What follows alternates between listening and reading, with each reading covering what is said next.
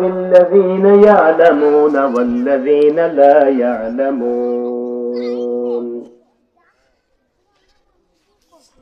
وقال رسول الله صلى الله عليه وسلم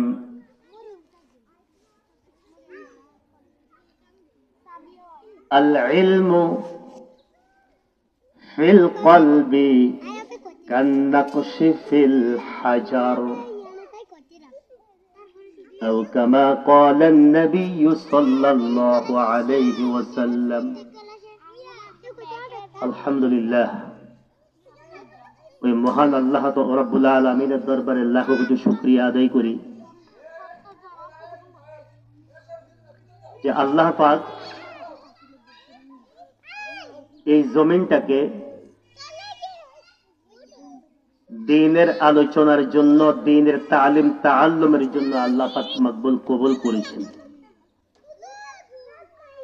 এই জমিনটা পৃথিবীর শুরু থেকে অদ্যাবধি এর আগ পর্যন্ত এখানে কোনো জিক্রের ব্যবস্থা ছিল না, কোরআন তালিমের ব্যবস্থা ছিল না, দ্বীনি আলোচনার ব্যবস্থা ছিল না। আল্লাহ তাআলা আমাদেরকে দয়া করে, মায়া করে আমাদেরকে মূর্খ আর জেহালতের বেড়াজাল থেকে আমাদেরকে মুক্ত করে আমাদের ভাই আব্দুল কাইয়ুম তার মাধ্যমে এই দ্বীনি প্রতিষ্ঠানটা দারুল উলুম হামিয়ুস সুন্নাহ মাদ্রাসা আল্লাহ পাক প্রতিষ্ঠিত করাইয়েছেন। এই দ্বীনি প্রতিষ্ঠান আকাশের সূর্য যেমন জরুরি, চাঁদ যেমন জরুরি, দুনিয়ার মানুষের কল্যাণের জন্য, দুনিয়ার মানুষ, পথহারা মানুষ, বিপদগামী মানুষ দিশা পাওয়ার জন্য, পথ পাওয়ার জন্য এই দ্বীনি শিক্ষালয়, দ্বীনি মাদ্রাসা তদ্রুপ জরুরি। আমরা জমিনে থেকে আকাশের তারকাগুলিকে যেরকম ঝলমল করতে দেখি, আকাশের ফেরেশতাগুলো জমিনের দুনিয়ার মসজিদ মাদ্রাসা যেগুলি আছে এগুলিকে তারা ওইরকম ঝলমল করতে দেখে। এজন্য দুনিয়ার শিক্ষার পাশাপাশি দ্বীনি শিক্ষা নয়, দ্বীনি শিক্ষার পাশাপাশি দুনিয়া। যখন কোন বান্দা বান্দি আল্লাহ প্রদত্ত হেদায়েতের নূর, কোরআনের শিক্ষা, রাসূলের আদর্শের শিক্ষা যখন তার জীবনের সাথে সে ফিট করবে, এই ফিট করার পরে যখন সে দুনিয়ার শিক্ষার সাথে সম্পৃক্ত হবে, আশা করা যায় তার দ্বারা কোনো জুলুম হবে না, তার দ্বারা কোনো অন্যায় হবে না, তার দ্বারা কোনো সমাজের মানুষ কষ্ট পাবে না, তার দ্বারা কোনো দেশের মানুষ কষ্ট পাবে না। সে নূরের মতো, আলোর মতো হবে, যে আলোর দ্বারা অন্ধকার দূর হয়ে যায়। এইরকম যে ব্যক্তি দ্বীনি শিক্ষার পাশাপাশি, যে পুরুষ নারী দ্বীনি শিক্ষার পাশাপাশি, দ্বীনি শিক্ষার পাশাপাশি দুনিয়াও শিখে, আশা করা যায় তাদের দ্বারা ইহকাল এবং পরকাল দুই জাহানের কল্যাণকামিতা হয় এবং মানুষ তার থেকে সুফল পেতে থাকে। এজন্য আমরা যারা আশপাশে আছি, আমাদের সকলের নৈতিক দায়িত্ব হবে, মাদ্রাসাটা হইছে এই জন্য নয়, বরঞ্চ মাদ্রাসাটা হওয়াতে আমাদের সুবিধা হয়েছে, কিন্তু না হলে মাদ্রাসা হওয়ার আগেও আমাদের জন্য দ্বীন জরুরি, দ্বীনি শিক্ষা জরুরি। এখন যেহেতু মাদ্রাসাটা আমাদের নিকটে হয়েছে, হওয়াতে আমাদের জন্য আরো বেশি কি হয়েছে, সুবিধা হয়েছে, যে আমরা এখন আর দূর দূরান্তে চিন্তা করা লাগবে না। আমাদের বাল বাচ্চাগুলিকে আমরা বাড়ি থেকে, বাড়িতে মা থাকিয়াও, নজর রাখিয়াও পাঠাই দিতে পারবে যে তুমি মাদ্রাসায় যাও, আমি খাওয়াইছি। তাহলে কাছে হওয়াতে আরো কি হয়েছে, সুবিধা হয়েছে। এজন্য টাকা পয়সার যে বিষয়টা, এই বিষয়টার জন্য এই দ্বীনি প্রতিষ্ঠান দেওয়া হয়নি, দেওয়া হয়েছে দ্বীন পিপাসু যারা দ্বীনি ইলম থেকে বঞ্চিত বা যারা দ্বীন শিখার জন্য নিজের মনের থেকে ব্যবস্থা চায়, নিজের মন থেকে একটা নিয়ত করেছে বা উদ্বেগ আছে যে দ্বীনি শিক্ষায় আমার ছেলে মেয়েগুলিকে কি করব, মানুষ করব, তো তাদের জন্য খুবই সহজভাবে একটা সহায়ক ব্যবস্থাপনা আল্লাহ পাক করে দিয়েছেন। এই জন্য আমরা কি করব, এই দ্বীনি প্রতিষ্ঠানের কল্যাণকামিতা, দ্বীনি প্রতিষ্ঠানের সাথে বিরোধ নয়, দ্বীনি প্রতিষ্ঠানের সাথে কল্যাণকামিতা আমরা যতটুকু সাধ্যে আমাদের কুলায় আমরা সহানুভূতির হাত বাড়িয়ে দিব। কিসের হাত?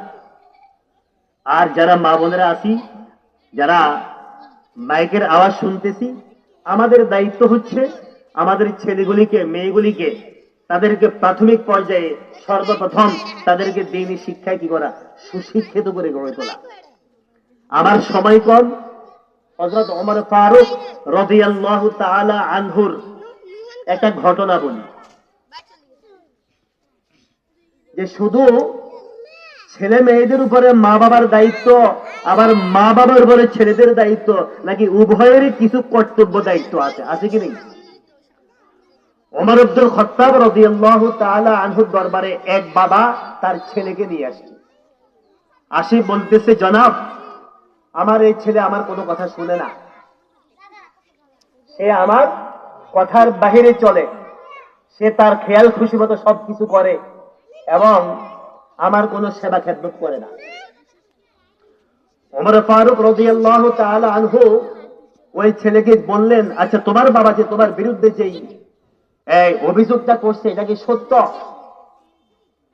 বলে, খলিফাতুল মুসলিমিন, এই ঘটনাটা সত্য, তবে তার আগে আমি আপনাকে আরেকটা প্রশ্ন করতে চাই, শুধু কি সন্তানদের উপরে মা বাবার দায়িত্ব, নাকি মা বাবারও কিছু দায়িত্ব আছে সন্তানদের জন্য করণীয়?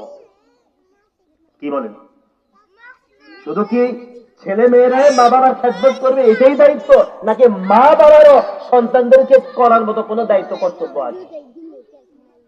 এই কথা যখন ছেলেটা কি করলো, প্রশ্ন করলো আমিরুল মুমিনিন হযরত ওমর ইবনে খাত্তাব রাদিয়াল্লাহু তাআলা আনহুকে, তখন ওমর ফারুক রাদিয়াল্লাহু তাআলা আনহু বললেন, হ্যাঁ, প্রত্যেকটি মা বাবার তিনটা দায়িত্ব রয়েছে সন্তানদের জন্য করণীয়। কয়টা? কয়টা? তিনটা। এক নম্বরে বললেন যে, ও দুনিয়ার মানুষগুলি, তোমরা ভালো মা উপহার দাও। কি মা? ভালো মা উপহার দাও। যদি তোমরা ভালো মা উপহার দিতে পারো, তাহলে ওই মায়ের গর্ভ থেকে ভালো সন্তান আসবে। এখন ভালো মা উপহার দিতে হইলে দ্বীনের কোন বিকল্প আছে? দ্বীনের আল্লাহ পাকের বিধান মতো চলনেওয়ালা নারীর কোন বিকল্প আছে নেই? সহজ ভাষায় বলি, এক নম্বরে ভালো মা হইতে হবে। ভালো মা যদি হয়, তাহলে তার গর্ভ থেকে ভালো সন্তান আসবে। দুই নম্বরে, ভালো করে খেয়াল করে, তার আলেগো কথা বাড়িয়ে দেবে, আমার সময় কম।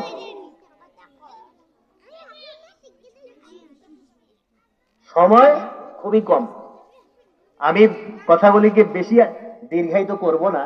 এর আলোকে কয়েকটা আলোচনার বিষয় এখানে করণীয় দরকার। তো তাহলে এক নম্বরে হইতে হবে কি? ভালো মা। দুই নম্বরে যে কাজটা আমাদেরকে করতে হবে, ভালো মায়ের পাশাপাশি ভালো শিক্ষার ব্যবস্থা করা, ভালো কোরআনের তালিম তাআল্লুমের ব্যবস্থা করা। তিন নম্বরে সন্তানদের ভালো নাম রাখা। সন্তানদের কি করা? হুজুর পাক সাল্লাল্লাহু আলাইহি ওয়াসাল্লাম যদি দেখতেন কোন ব্যক্তির নামের ভিতরে কি আছে, ব্যতিক্রম আছে, তখন আল্লাহ